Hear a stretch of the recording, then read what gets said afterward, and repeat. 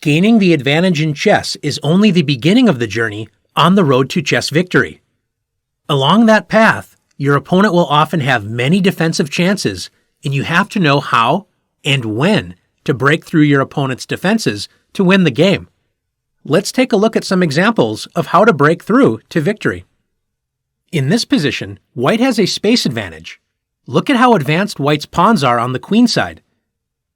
White's pawn on b6 is only 2 squares away from promoting into a queen, but the path is currently blocked. Notice that black's king and dark-squared bishop are on the other side of the board.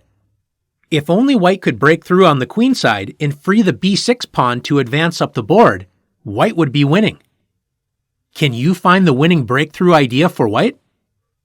If you found c5, great job. White sacrifices a pawn, but opens up the f1 to a6 diagonal for white's bishop to break through black's defenses on the next turn. If black does not accept the sacrifice, white's c-pawn would march forward with c6, when either the c-pawn or the b-pawn would break through and promote to a queen. Black accepts white's sacrifice with d takes c5, and white breaks through black's defenses with bishop takes a6, sacrificing the bishop, but if black accepts the sacrifice, white promotes the b-pawn into a queen. If black does not accept the bishop, white will simply capture the b7 pawn and clear the way for the a-pawn to promote into a queen and should win the game easily. Let's take a look at another example. In this position, black is in serious trouble. White is up 2 pawns, and it appears that white has an easy breakthrough with c6. After c6, and d takes c6, white plays d takes c6. Now white is broken through on the queen side and is expecting a quick victory with c7 and ensuring that the pawn will promote with bishop to f5. White is now in for a surprise. After bishop takes c6, black sacrifices the bishop, but after bishop takes c6, we reach a classic wrong-colored bishop for the rook-pawn ending. Notice that the h-pawn's promotion square, h8, is a dark square. Since white has a light-squared bishop, it cannot protect the promotion square. So after king h8, white cannot force black's king out of the corner, so the position is drawn. Let's see what white should have done to win this endgame. Knowing how to break through a position is important, but you also have to know when to break through a position as well. In this position, white simply needs to remove black's passive bishop from the board with bishop to g6. Black cannot avoid the exchange of bishops, and then white will easily be winning by creating a second passed pawn in the position with c6. Combined with h2, black's king is no match for these passed pawns. In this position, white has a nice space advantage, but it doesn't look like there is any way to break through. If only the d5 pawn could break through with d6 and attack the knight, white's passed pawn would win the game. White found the winning breakthrough with e5, attacking the critical d6 pawn. After the exchanges f takes e5, f takes e5, and d takes e5, white wins easily after d6. White has broken through black's defenses and creates a passed pawn that cannot be stopped after knight c8 and d7. White's passed pawn wins the game. After f takes e5 and f takes e5, what if black didn't take the e5 pawn and played knight c8, trying to defend against the breakthrough? After knight e4, white is threatening e takes d6, so after d takes e5 and d6, white breaks through anyway, forcing black to sacrifice the knight and enter a completely losing endgame. Let's take a look at one more example together. With black to move, Grandmaster Aaron Nimzovich has a problem to solve. Even though black has a space advantage and a passed pawn on d3, white is blocking that pawn and trying to keep the position closed. Black's rook would love to invade white's first rank, but there are no open files. Black found an incredible breakthrough plan starting with b4, offering a pawn to open up lines. If white refuses to accept the pawn and tries to pass time with a move such as bishop to a7, black breaks through with c3 check. And after b takes c3, b takes a3, white can prevent the a3 pawn from promoting after king c1, a2, and king b2, but white cannot defend both promotion threats after d2. This explains why white played a takes b4. Black now opens up another line on the other side of the board with the surprising sacrifice rook takes h4. And after g takes h4, it looks like the position is still blocked and that black has seriously blundered. But Grandmaster Aaron Nimzowitsch breaks through with g3. Black is only 2 moves away from promoting, so black would win any pawn race. White is forced to play f takes g3, capturing black's pawn, but now white's king is the only protector of the bishop on e3. Black has already sacrificed a rook for a knight and 2 pawns, and now sacrifices a third pawn with c3 check. If white captures the c3 pawn with the king, black captures white's bishop and promotes the f-pawn. After b takes c3, black's incredible breakthrough strategy is a success after a3. If white tries to stop the a-pawn from promoting with king to c1, black collects the bishop with king takes e3, and will win the game after promoting the f-pawn. Now it's time to see if you can force victory with a breakthrough.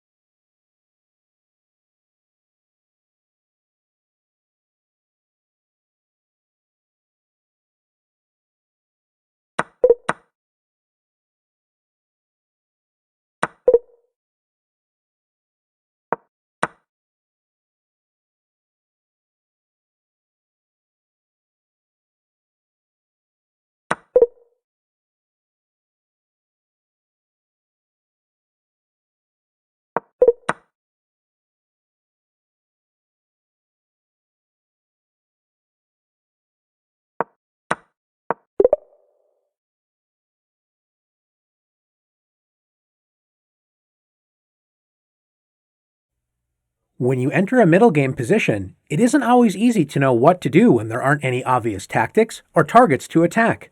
How do you figure out what side of the board you should be playing on and what your plan should be? Knowing typical middle game pawn structures and what common plans are used in these structures can be a great help. Let's look at some examples of how pawns in the middle game help us figure out what to do.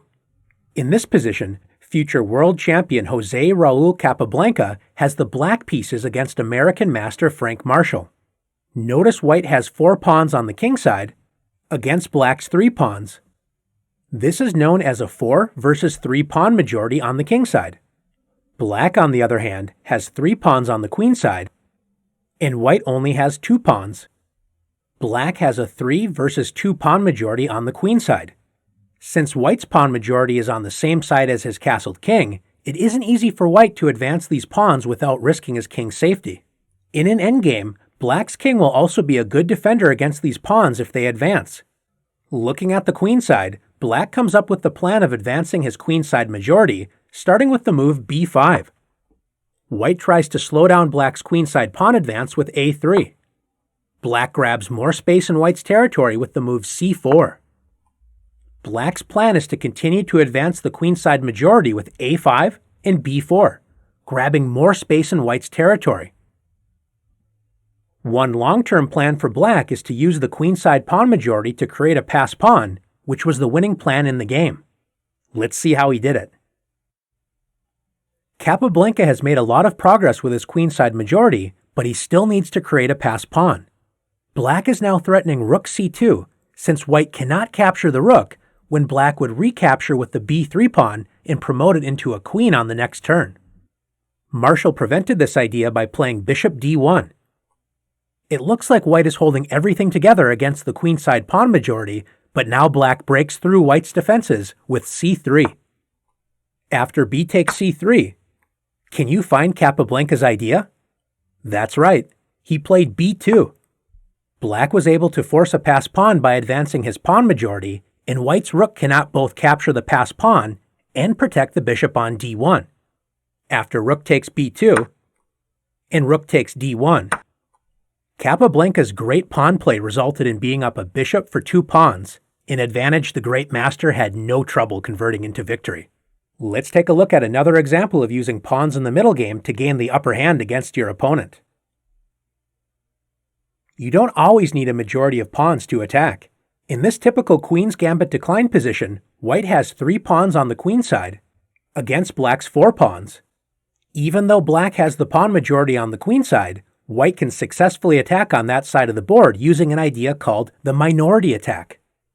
After b4, white's idea is to attack the c6 pawn and create a weakness. If black tries to block the minority attack with b5, notice black's pawn on c6 is now unprotected and will be a long-term target along the c-file. If black tries to protect the b5 square with a6, after a4, knight f8, and b5, the minority attack crashes through. After a takes b5, and a takes b5, if black captures the b-pawn with c takes b5, black now has a weak, isolated d-pawn, and after bishop takes b5, bishop d7, black loses the d-pawn after the simple bishop takes f6, with knight takes d5 to follow. If black advances the c-pawn with c5, white plays d takes c5, capturing a pawn and isolating black's d-pawn. If black tries to regain the pawn with bishop takes c5, black's position crumbles after bishop takes f6. The queen cannot capture the bishop without losing the d5 pawn, and after g takes f6, black's kingside structure is ruined, and white will begin to put pressure on the weak d5 pawn with moves such as rook f to d1. Finally, if black doesn't move the c-pawn and makes a developing move such as knight g6, white's minority attack succeeds in creating a weakness after b takes c6 and b takes c6. Black has a weak pawn on c6 that will be put under heavy pressure on the c-file and will be a long-term weakness for black to defend. Let's take a look at one more example together.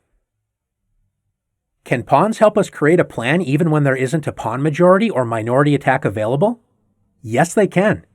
In this position, with black to move, all of black's pieces except the rook on a8 are ready for action on the king side. The problem is, there aren't a lot of open lines on the king side. Can you find a way to change the pawn structure to open up lines against white's king side? If you found f4, great job. Black attacks white's knight and g3 pawn. If white retreats the knight, black will simply win a pawn after f takes g3. After g takes f4, bishop takes f4.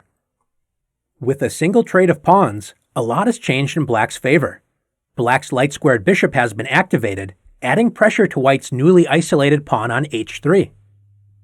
Black's dark-squared bishop now controls the opened h2 to b8 diagonal, pointing directly at white's king. Now that there isn't a pawn on f5 for black, black's rook on f8 will enjoy open lines on the f-file once black moves the knight.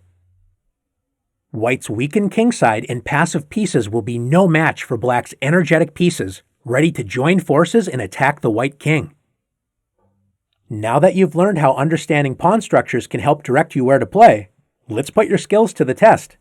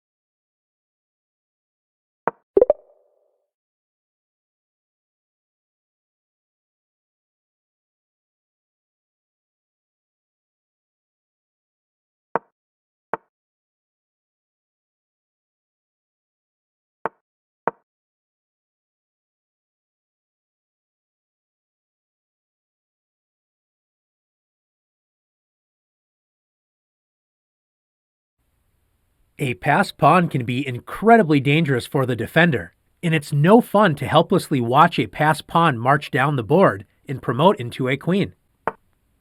As the defender, you should try to prevent this dangerous type of pawn from advancing. One of the most effective strategies is using a blockade. As we'll see, the best piece to blockade is the knight. In this position, black is blockading the passed d5 pawn with a rook on d6. Not a great blockading piece. After white plays b4, and if black plays c takes b4, white recaptures the pawn with bishop takes b4, attacking black's rook, and since it is more valuable than the bishop, black is forced to retreat with rook to d7. White now breaks through black's dark square defenses with c5, threatening to create a second passed pawn with c6. So after b takes c5 and bishop takes c5, white has successfully opened up the position. Not only does black still need to worry about the passed d pawn, black's pawn on a7 also becomes a target of attack. After b4, if black doesn't capture the b pawn and plays a move like rook to d7, opening up the d6 square for the best blockading piece, the knight, white can simply play b takes c5. And after b takes c5, white attacks the newly isolated c5 pawn with bishop to f2. And after rook to c7, the passed pawn marches forward with d6. Black can blockade the passed pawn again with rook to d7, but now loses a pawn after bishop takes c5, giving white a second passed pawn when black's defenses will collapse. Returning to the starting position, what if we switch the position of black's rook and knight, like this? Black's position has improved greatly. The knight on d6 is the ideal blockader, because not only does it block white's passed pawn, it also is an active piece, putting pressure on c4 and e4. Since c4 is under pressure by the blockading knight, white tries to protect c4 with rook to c1, hoping to play b4 on the next turn, but black can simply play a5, closing the queenside. It will be very difficult for white to make any progress. Let's take a look at another position. In this position, black could immediately block white's passed d5 pawn with rook to d6, but as we know, the knight is a much better blockader. Can you see how black's knight can blockade the d5 pawn? Black can play knight to e8. The knight is prepared to blockade on d6 with a powerful position. White anticipates this move and plays bishop to e2. So after knight to d6, black's knight blockades white's passed d5 pawn and targets both white's c4 and e4 pawns. After bishop to d3, black has a very comfortable game. The blockading knight is a great piece for attack and defense. The knight not only blocks the passed pawn, it also supports possible pawn breaks such as f5 and b5. Let's take a look at one more example together. In this position, black is up a pawn, but it looks like white has everything under control with a knight blockading the passed d pawn, and the rest of the position appears completely closed. When fighting against a blockade, it's essential to force open lines, even if it means having to sacrifice a little material. With black to move, black has a great resource to blast open the position. Can you find it? If you found the powerful b5, great job. Black sacrifices a pawn to blast open lines. If white tries to keep the position blocked with knight to b2, black opens up the b file after b takes c4 and b takes c4. Black will now invade on the newly opened b file with rook c to b8. If white plays c takes b5, this opens up black's light-squared bishop, allowing bishop takes b3. When c4 will destroy white's blockade. Finally, if a takes b5, black breaks through with a4. Black will capture on b3 on the next turn, removing the key defender of the c4 pawn and opening up the A-file for black's rooks to invade white's position. A blockade is only as strong as the defender's ability to prevent the opponent's activity. Once other open lines are created for the opponent's pieces, a blockade becomes much less effective. Do you have what it takes to effectively blockade a position? Let's see.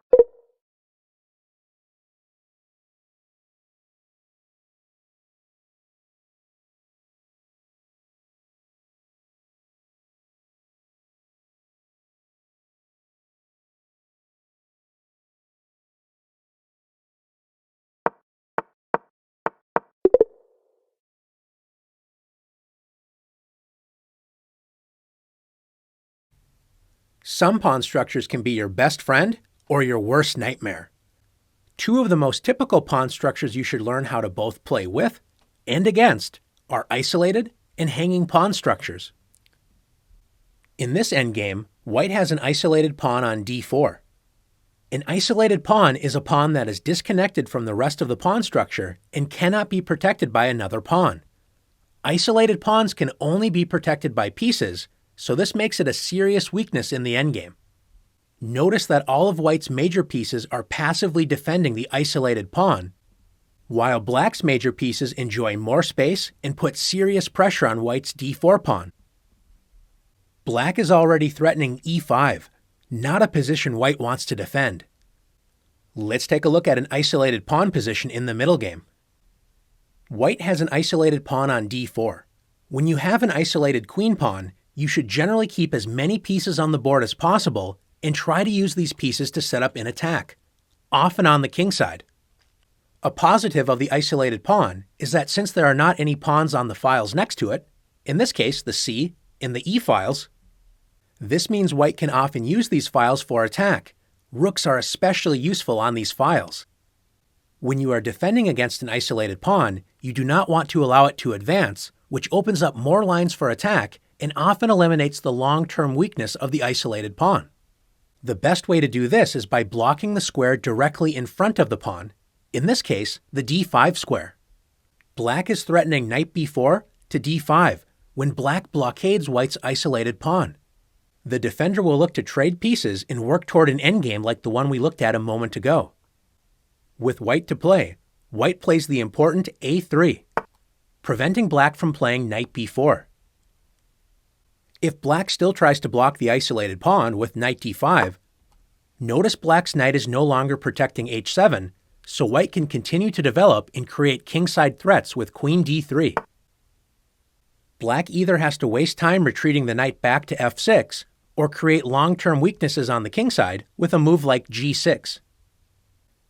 After a3, a more common idea for black is to play b6, preparing to place the bishop on the long diagonal and help control the square in front of the isolated pawn, the d5 square.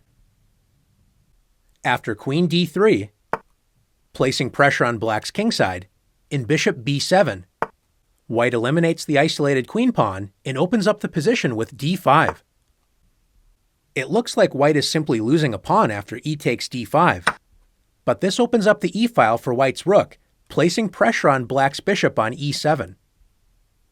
After bishop g5, white is threatening bishop takes f6 and checkmate on h7, so black is forced to make the weakening move g6. Now that the knight is only protected by the bishop, white takes advantage of the weak dark squares with rook takes e7. The only way to protect the f6 knight is to play queen takes e7. And now white has the crushing knight takes d5, attacking the queen and pin knight on f6. White will play knight takes f6 check on the next turn with a crushing attack. The next structure we'll look at is hanging pawns. Hanging pawns are two pawns on connecting files that are isolated from all other pawns. Hanging pawns are similar to isolated pawns. They can often be targets of attack, especially in endgames, but they also can be powerful pawns that can advance, sometimes creating a powerful pass pawn or helping create attacking chances. In this position, white has hanging pawns on c4 and d4. White uses the hanging pawns to create a powerful attack, starting with d5. The d5 pawn attacks the knight on c6 and the pawn on e6. This move also opens up the dark squared bishop on the long diagonal, pointing directly at black's king. If black captures the d5 pawn with e takes d5, the e-file has been opened and black is in serious trouble when white's other hanging pawn, now an isolated pawn, recaptures with c takes d5. If black moves the knight on c6, white wins a piece with queen takes e7. Black cannot capture the d5 pawn because after queen takes d5, white wins the queen with bishop takes h7 check. Since the pawn cannot be captured, black may try the aggressive-looking knight b4. But white can simply play bishop b1. White is threatening to trap black's knight after a3, and white is also prepared to play d takes e6, discovering an attack on black's queen. Black's position is going to collapse. This leaves us with the knight retreat, knight b8. Black's defenses are overwhelmed after queen e4, threatening checkmate, and after g6, white's queen swings over to the dark squares with queen d4, once again threatening checkmate. After f6, white crashes through with rook takes e6. As you can see, a well-developed army can be a very dangerous force with hanging pawns leading the charge. Hanging pawns can also be a weakness, especially since hanging pawns require pieces to protect them. In this position, white's hanging pawns are under pressure. Black is threatening to win a pawn with knight takes d4. After bishop e3, white adds more protection to one of the hanging pawns, d4. Now black is able to put pressure on the other hanging pawn with knight a5.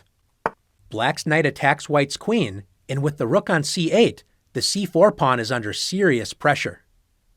Black's light-squared bishop is now attacking a key defender of the d4 pawn, the knight on f3.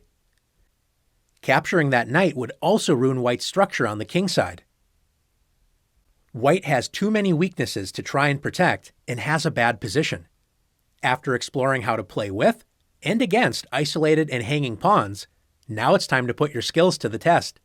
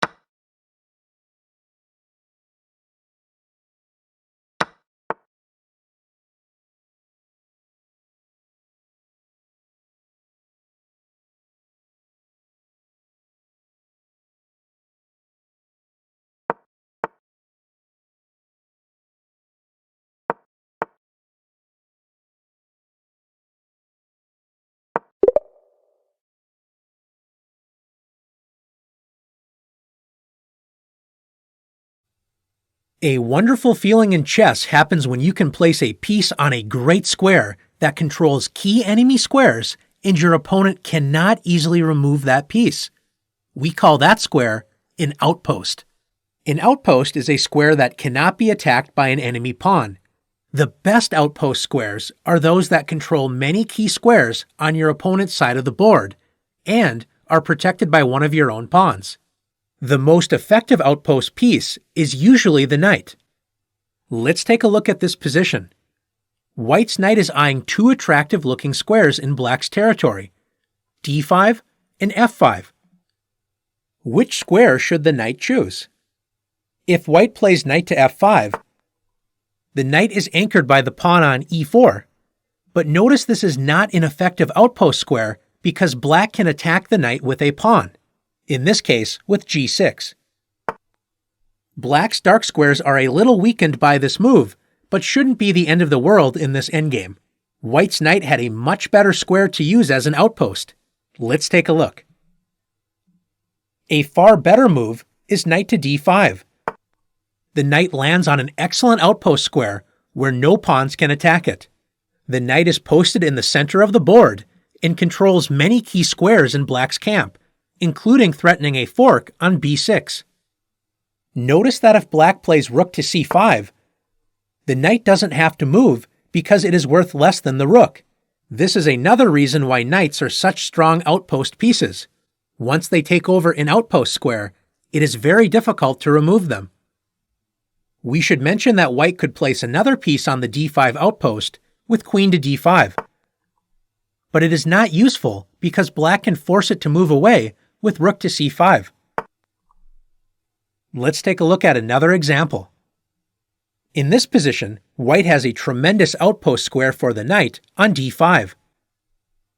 If white is in too much of a rush and jumps into d5 immediately with knight to d5, white will regret that decision after knight takes d5, eliminating white's knight and revealing the dark-squared bishop's attack on white's bishop.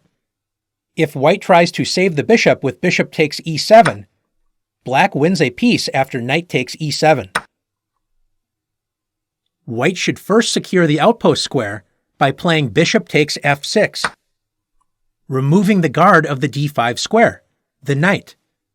After bishop takes f6, the d5 square has been cleared for white's knight, and after knight to d5, white's knight is wonderfully placed in the center, threatening a fork on b6 and attacking the bishop on f6.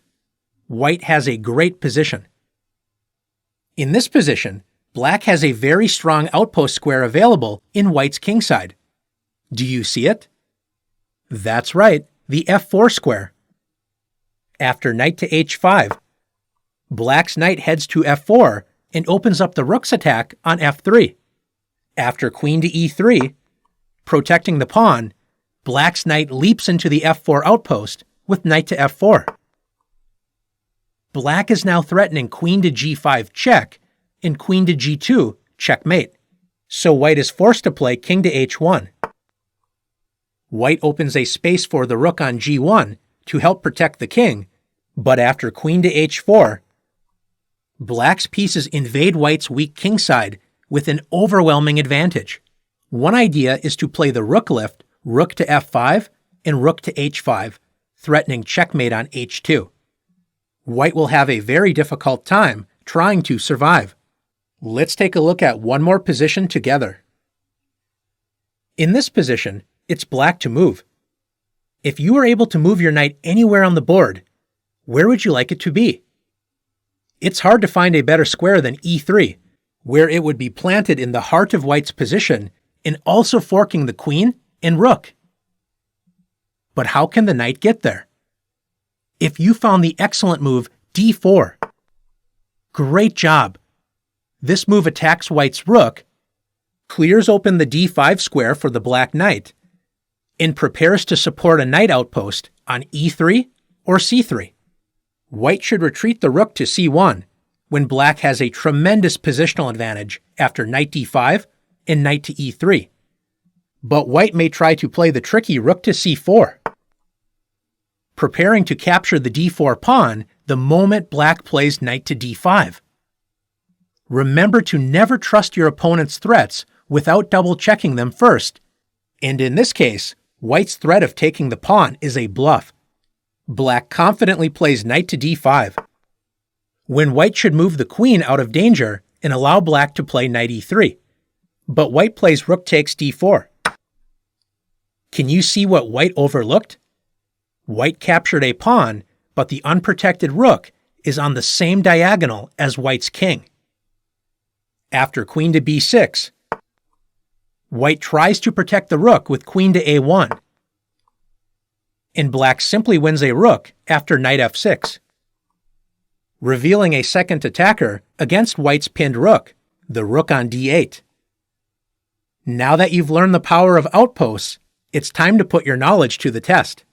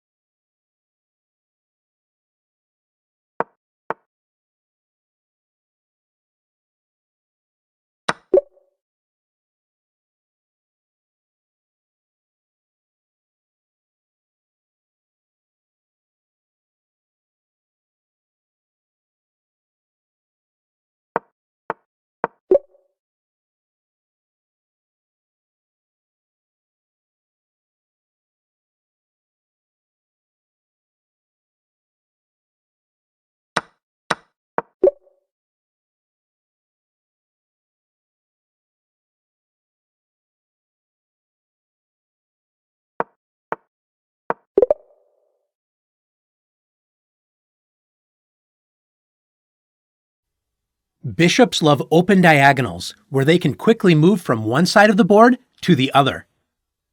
One drawback to the bishop is that it can only move on one color square for the entire game. When you have two bishops working together, look out. The two bishops are deadly in open positions, where they can completely dominate the board. Notice in this position, black's king is locked in a diagonal prison. The king is completely dominated by the two bishops. Let's take a look at the bishop pair in action.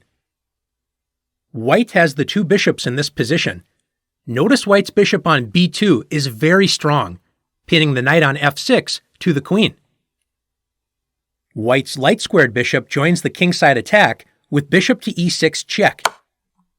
White's powerful bishop pushes the black king onto the long dark square diagonal after king to h8. Now black has three pieces lined up with white's bishop on b2.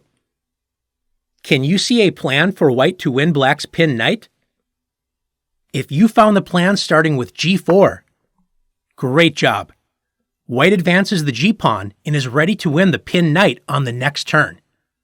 If black tries to slow down white's pawn advance with h6, white pushes forward anyway with g5. And after h takes g5, and f takes g5, white's bishop pair has overwhelmed black's defenses and will win black's knight on the next turn. Let's take a look at another example. In this position, black's knight enjoys the strong c4 outpost square, attacking white's bishop on b2. Black's bishop is placing pressure on white's isolated pawn on d5. But these positional factors on the queen side mean very little when white's powerful bishops open up the position on the king side. White launches a successful kingside attack, beginning with the powerful sacrifice, bishop takes h7 check. If black does not accept the sacrifice and plays king h8, white's two bishops and queen hunt down black's king, starting with queen to h5. Since white is threatening a forced checkmate after bishop f5 and queen h7, black tries to give the king room to escape with rook f to e8. White plays the accurate bishop to f5 check, discovering a check on black's king, and will also prevent black's king from escaping the mating attack. After king to g8, queen h7 check, king f8, queen takes g7 check, and king e7, and the powerful bishops work together to end black's resistance with bishop f6. Checkmate. This means black is forced to accept the sacrifice with king h7. After queen h5 check and king g8, white sacrifices the other bishop to rip open black's defenses with bishop takes g7. White threatens queen to h8 mate, so black accepts the second bishop sacrifice with king takes g7. And after queen g5 check, black's king is cut off and forced to move to the h-file with king h7. Now that black's king is stuck on the h-file, white plays the powerful rook lift, rook to d3, prepared to swing over to h3 and deliver checkmate. You know that black is in serious trouble when the best defense is to sacrifice both black's knight and queen after knight e3, rook takes e3, once again threatening checkmate on h3, and after queen takes e3, f takes e3. White's material advantage and weak enemy king should be enough to win the game. In this position, black is struggling against white's bishop pair. One way to fight against the two bishops is by trading one of them off. The immediate bishop f6 would ruin black's kingside after bishop takes f6. Notice that knight d7, preparing bishop f6, runs into bishop takes h7 check. Can you find another way to help prepare the desirable bishop f6? If you found queen to d8, great job. Black will either trade bishops with bishop f6 on the next turn, or force white to give up the long diagonal when black's bishop will be very strong. Let's take a look at one more example. In this position, white has the two knights against black's two bishops. What should white play in this position? If it were black to move, black would play d takes e4 without a second thought, as it opens up the position for the two bishops that are pointing toward white's kingside. This means that white's best choice is to play e5, keeping the center closed, which greatly reduces the power of black's two bishops. Now that you've learned how to use, as well as fight against the powerful bishop pair, it's time for you to test your skills.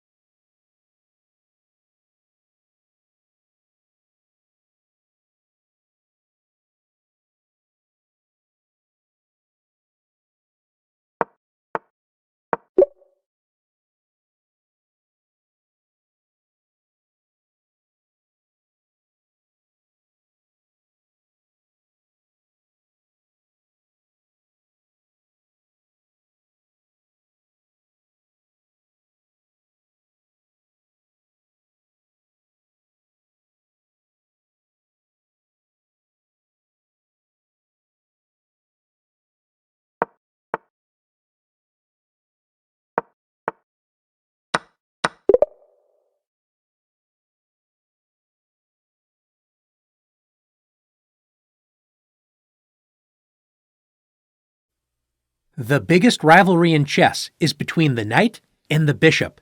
The bishop is a fast, long-range piece and loves open positions where it can travel across the board in a single move. The knight, on the other hand, is a slower, short-range piece, dancing between light and dark squares. Knights prefer closed positions, where they can maneuver around the board and find advanced squares where they can attack several targets at once.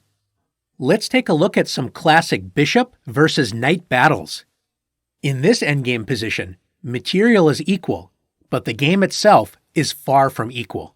In this closed position, white has several advanced pawns in black's territory, and black's bishop is passively sitting on c8, trying to help prevent white's advanced queenside pawns on a5 and b6 from advancing up the board.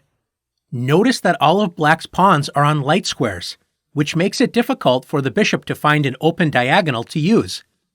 White's knight, on the other hand, can freely move around the board in this closed position, looking for advanced squares to target black's pieces. If you could put your knight anywhere, which square would you choose? Did you think about the d6 square, where it is anchored by the e5 pawn and can never be attacked by an enemy pawn? This is known as an outpost square, and notice that a knight on d6 would attack both the c8 bishop and the b7 pawn at the same time. You know where you want your knight to be. Now how do you get it there? White clears the path for the knight by playing c5. White only needs 2 moves to get to the dominating d6 square. Let's say black tries to advance the kingside pawn majority with h6. After knight to c4, g5, white can simply ignore black's slow plan on the kingside and play knight to d6, threatening to win the bishop. So after bishop to d7, knight takes b7, white will simply play knight d6 on the next turn, when white's queenside pawns will be unstoppable. Let's take a look at another example. In this position, black's bishop enjoys the long dark square diagonal h8 to a1. White's knight is passively placed on d1, and black can completely dominate the knight by protecting all of the squares the knight can use to move. Can you find the bishop move that completely paralyzes white's knight on d1? That's right, with bishop d4. Black's bishop imprisons the d1 knight, prepared to capture the knight if it ever moves. Notice that black has the simple plan of advancing the king up the board and capturing the a5 and b6 pawns, creating 2 passed pawns on the queenside. Black's bishop easily wins this battle against the knight. As we said before, open positions typically favor the bishop. In this position, both sides have passed pawns racing up the board. With black to move, black can promote first, but will rush to defeat after a2, h7, and a1 equals queen. Black promotes first, but the new queen is short-lived after h8 equals queen, skewering the king and the queen. Once the king moves, white captures black's queen. What should black have done instead? The bishop advantage in an open position is only a real advantage if you use it. In this position, black has the incredibly strong bishop to c2. It prevents white's pawns from advancing, and it also prevents white's knight from checking black's king. When there are pawns on 2 sides of the board, this is usually an advantage for the bishop because a bishop can control multiple sides of the board at once. By spending 1 move to eliminate white's counterplay, black is now easily winning after knight to g4 and a2. White plays knight to e3. White's knight desperately tries to eliminate the bishop in order to free the passed pawns. Black can simply ignore this threat and promote to a queen and win the game. But black can also play bishop to e4 check, moving away from the knight's attack and still preventing white's pawns from advancing. Black will promote on the next move and should win easily. Let's take a look at another position. When all of the pawns are on one side of the board, this usually favors the knight as the knight is a short-range piece and is most effective when it only has to control one area of the board. Black's pawn on c4 is the key target. If white's knight can fork both the king and c4 pawn, white will win the pawn, and with it, the game. How can white's knight safely travel to d6 and fork the king and c4 pawn? That's right, with knight e8. And after bishop e2, knight d6 check, white forks the king and c4 pawn, forcing the black king to move away its protection of the c4 pawn. After king b6, knight takes c4 check, white creates a passed pawn and will likely pick up black's last pawn on b3 with a winning game. Let's take a look at another position. In a bishop versus knight battle, it is important for the knight to find an active post where it can control multiple key squares. White plays knight to b4, with the plan of centralizing the knight on d5. When fighting against the knight, you should do your best to prevent it from finding good, advanced squares to land on, such as the d5 square. Can you see how you can prevent white's knight from becoming active? That's right, with e6. Now that the knight is denied access to advanced squares in black's territory, black's bishop on e5, enjoying the long diagonal, is the much better piece. After knight to d3, white hopes to trade the less effective knight for black's bishop, but is disappointed after bishop to d4. Black's bishop dominates the dark squares in white's territory, which gives black the better game. Let's take a look at a similar position, but with a couple of differences. Notice that black's pawn has moved to e5 and black's bishop is on g7.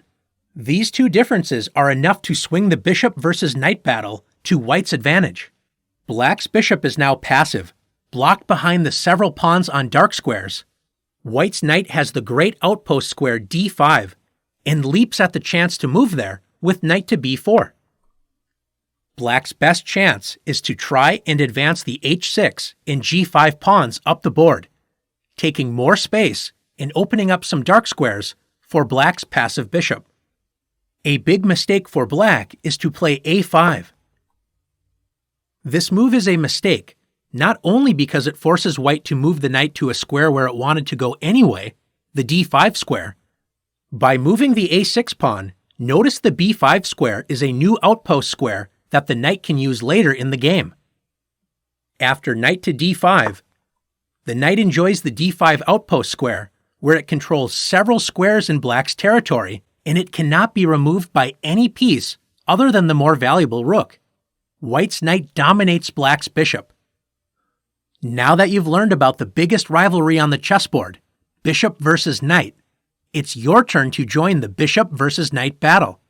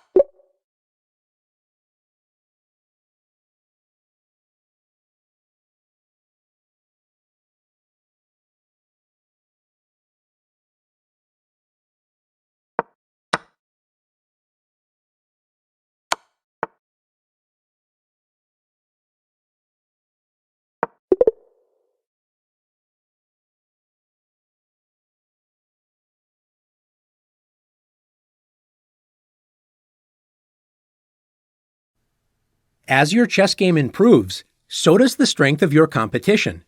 When your opponent is no longer dropping material or falling for easy traps, it's not so easy to win. In order to break down your opponent's defenses, you need your pieces to work together to rip open lines, create weaknesses, and break through together as a team. One of the best attacking strategies is the battery. A battery is when two or more pieces work together on the same diagonal, file, or rank to rip open lines of defense. In this position, notice White's bishop on c2 is pointing at the vulnerable h7 square. If we can add another piece to the b1 to h7 diagonal, we will have set up a battery against Black's kingside. White's queen can join the attack on d3 or b1. Where should the queen move? Let's try setting up a battery behind the bishop first with queen to b1. The queen-bishop battery is now threatening to open up lines around Black's king and gain a pawn with bishop takes h7 check. After knight to f6, Black defends against the battery and improves the position of the knight. White can attack the defender with bishop to g5. But Black calmly plays h6, attacking the bishop and removing the pawn from the vulnerable h7 square.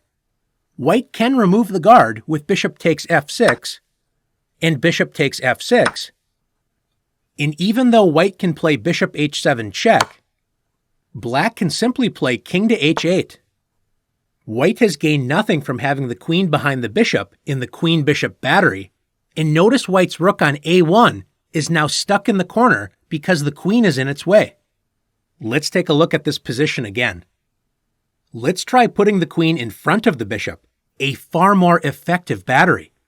After queen to d3, White develops the queen, connects the rooks on the back rank, and most importantly, threatens checkmate on h7.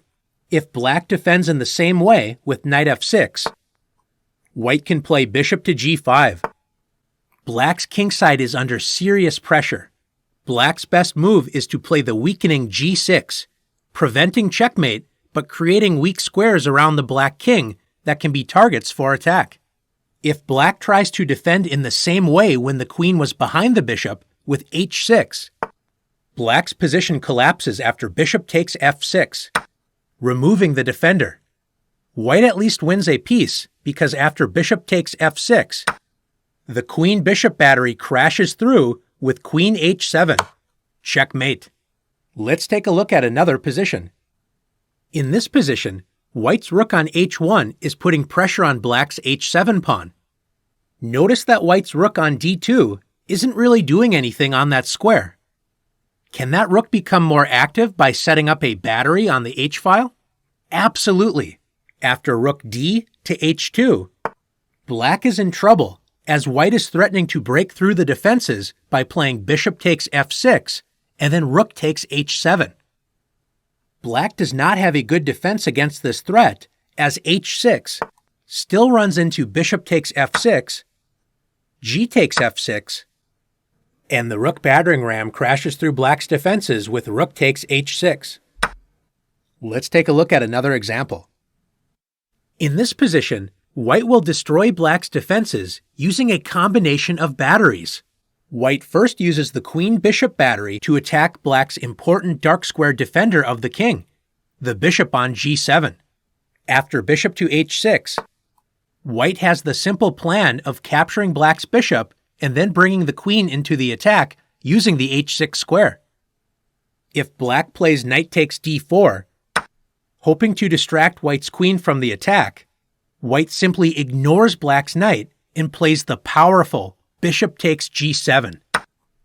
If Black recaptures the bishop with king takes g7, White's queen leads the attack with queen h6 check, and after king g8, White attacks the guard of the h7 square, the knight, with g5. If Black tries to break up the queen-rook battery with knight h5, White rips open Black's kingside defenses with the sacrifice rook takes h5. And after g takes h5, can you see how White can break through Black's defenses? Now that the g6 square has been opened, White pushes forward with g6. White threatens checkmate on h7, and notice that the f7 pawn is pinned by White's bishop. After h takes g6, White finishes the attack with queen takes g6 check, taking advantage of the pinned f7 pawn. After king h8, queen takes h5 check, king g7, queen g5 check, Black is forced to the h-file. After king h7, rook h1 check, and bishop h3. White wins the game with rook takes h3. Checkmate. If Black doesn't capture the dark squared bishop and captures another piece with knight takes b3, White's kingside attack is unstoppable after queen h6. White threatens bishop takes f6, when the queen-rook battery destroys Black's defenses. Let's explore one more idea together. One of the most dangerous batteries is the queen and 2-rook battery. There are several ways to arrange this battery. Which setup is best? It depends on the position, but in general, the queen is not a great piece to lead the battery if a sacrifice is necessary. In this position, notice that White would have to sacrifice the queen in order to open up the g-file, which is too much material to offer if there isn't a clear winning line of attack. Often the best arrangement is a rook, queen, and rook battery. The first rook can be used as a battering ram to blast open defensive lines, which then opens up the great attacking powers of the queen. In this position, White can play rook takes g7. The rook is untouchable, as knight takes g7 would allow mate in 1 with queen takes g7. Notice that White is also threatening rook g8, which would also lead to checkmate. Black's best chance is to try knight f6, protecting the g8 square and connecting Black's back rank pieces. Unfortunately for Black, the battering ram strikes again with rook takes h7 check. And no matter if Black captures with the king or the knight, let's use the knight with knight takes h7, White ends the game immediately with queen g7 checkmate. The third queen and 2-rook battery possibility is having the 2 rooks in front with the queen supporting from behind. In this position, world champion Alexander Alekhine, also known as Alekhine, set up what is now known as Alekhine's gun. 2 rooks leading the attack, with the queen supporting the battery from behind. White has a lot of pressure on the c-file against Black's pinned knight on c6. White plays the strange-looking rook to c3. Why would White play this move? We'll soon see. After queen to d7, Alekhine's opponent, Grandmaster Aaron Nimzowitsch, may have felt confident that he had enough defensive resources to keep his position safe. White now plays rook 1 to c2, loading Alekhine's gun. After king to f8 and queen to c1, Alekhine's gun is fully loaded and ready to win the piece on c6. After rook b to c8, Black has 4 defenders versus White's 4 attackers against the c6 knight. Alekhine's next move decides the game. He played the quiet bishop to a4. Since the c6 knight is pinned, Alekhine is ready to win the knight with b5. There is not a good way to prevent this plan, and Nimzowitsch soon resigned. Now that you've learned the power of batteries, it's your turn to try blasting open lines of attack.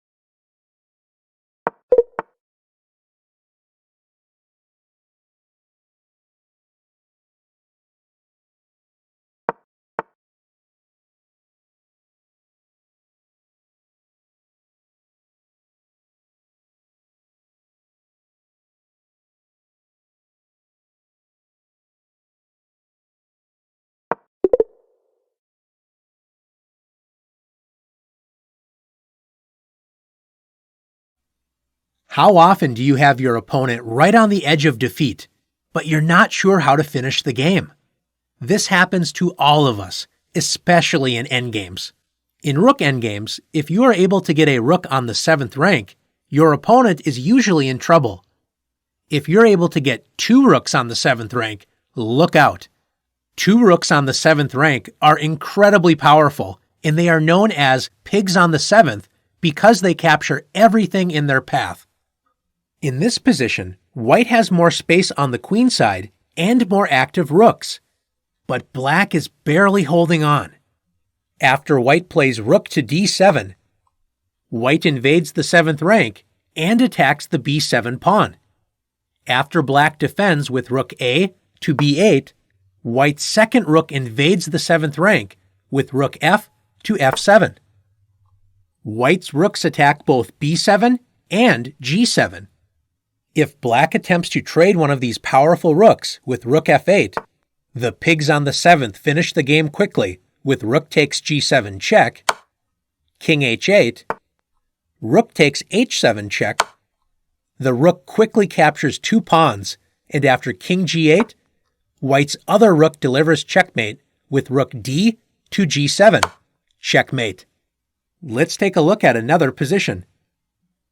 In this position, black would love to invade white's 2nd rank, but notice that white's knight on c3 protects both squares where black's rooks could invade the 2nd rank, e2 and a2. Black comes up with the plan of removing the knight with bishop takes c3, but first plays the incredibly accurate bishop d4 check. Black forces the king into the corner, where it is out of the action and can later be vulnerable to back-rank checkmate. After king h1, black now captures the knight with bishop takes c3. And after b takes c3, black captures a pawn and invades the 2nd rank with rook takes a2. After rook d3, black's other rook invades the 2nd rank with rook e to e2. The pigs are in full control of the action. After rook to g1, black has several good ideas, including the simple rook to a4, which wins a 2nd pawn. Let's take a look at one more example together. With white to move, white has a comfortable position with a healthy 2 versus 1 pawn majority on the queen side, compared to black's 3 versus 2 pawn majority on the king side that is restricted by the doubled g pawns. White's best plan is to play rook to c2, preventing black's rooks from invading the 2nd rank, and then trying to advance the queenside pawn majority up the board. Instead of this, white gets excited to get pigs on the 7th rank with rook to c7. White expects black to defend passively with rook to b8. When after rook d to d7 and rook g8, white dominates the game after rook takes b7. White's 2 connected passed pawns should win the game. Let's return to the position after white played rook to c7. After rook to c7, black should not play passively. Whenever possible, if you can defend actively, this is usually your best chance to stay in the game. After the far more active move, rook to e2, black invades the 2nd rank and prepares to counterattack white. After rook d to d7, white has pigs on the 7th, but black fights back by playing the same idea, rook f to f2. Even though white attacks first with rook takes g7, black will always at least have a perpetual check with rook g2 check, king to f1, rook g to f2 check, and white cannot escape the checks after king g1 and rook g2 check. Black saved the game by using active defense. After learning about the strength of the 2 rooks on the 7th rank, it's your turn to use pigs on the 7th.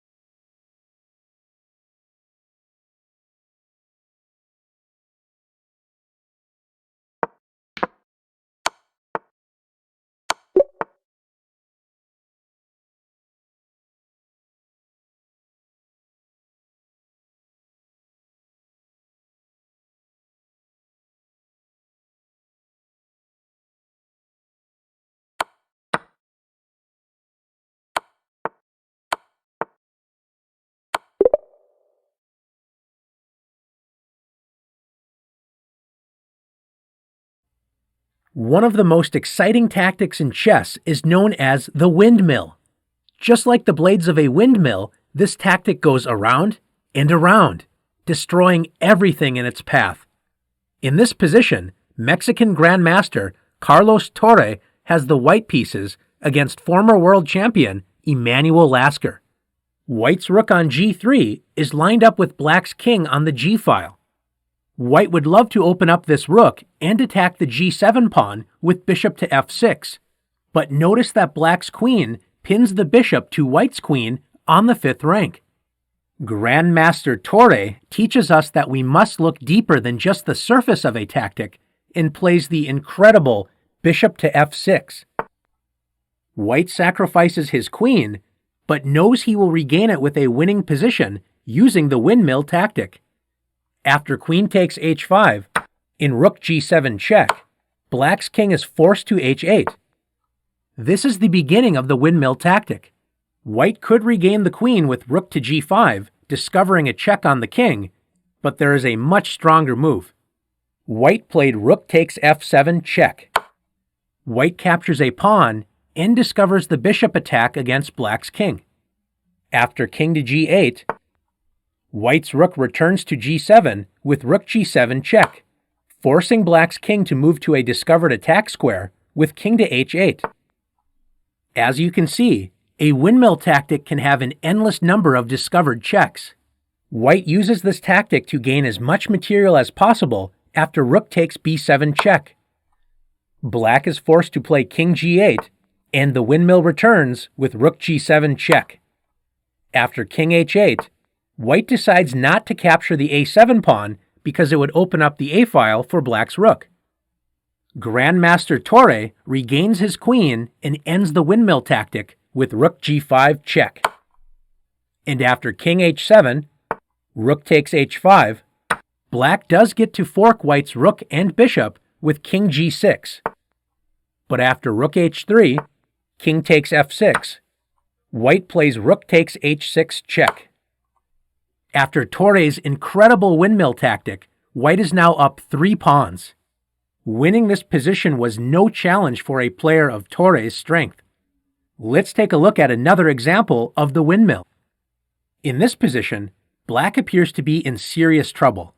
Not only is black down an incredible amount of material, White is also threatening checkmate on the next move with bishop takes g7.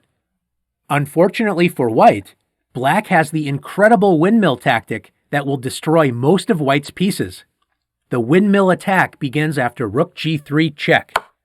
The discovered check forces White's king to h2. And after rook g2 check, king h1, black gains another pawn with rook takes g4 check. And after king h2, let's watch the windmill destroy all of White's pieces on the second rank after rook g2 check, king h1, black captures a pawn with rook takes c2 check, and after king g1, rook g2 check, king h1, black now wins a bishop after rook takes b2 check, king g1, rook g2 check, king h1, black wins another pawn with rook takes a2 check, and after king g1, black concludes the windmill tactic with rook takes a1. Black went from what looked like a hopeless position to a completely winning position. Let's take a look at one more example together. In this position, White is currently down a rook, but White's dark-squared bishop and rook on g1 put great pressure on the g7 pawn, directly in front of black's king. Black's queen on h6 does defend that square, so White wants to remove the queen as a defender of g7 and plays the incredible queen h3. This deflection tactic distracts black's queen from its defense of g7. After queen takes h3, in rook g7 check, after king h8, White could play the discovered check rook to g3 to regain the queen immediately, but remember, black was already up a rook, so this wouldn't make the most of the windmill tactic. After rook takes f7 check, and king g8, we see the familiar windmill setup again with rook g7 check and king h8. It is tempting to automatically play rook takes d7, discovered check, and continue the windmill tactic. But now that the pawn on f7 has been captured, do you notice that white's bishop on b3 is pointing at the g8 square? This means that white's rook can end the windmill and deliver a discovered double check, checkmate, with rook g8. Checkmate. White's two bishops and rook work together to deliver a beautiful checkmate to end the game. Now that you've learned the power of the windmill, it's your turn to give it a try.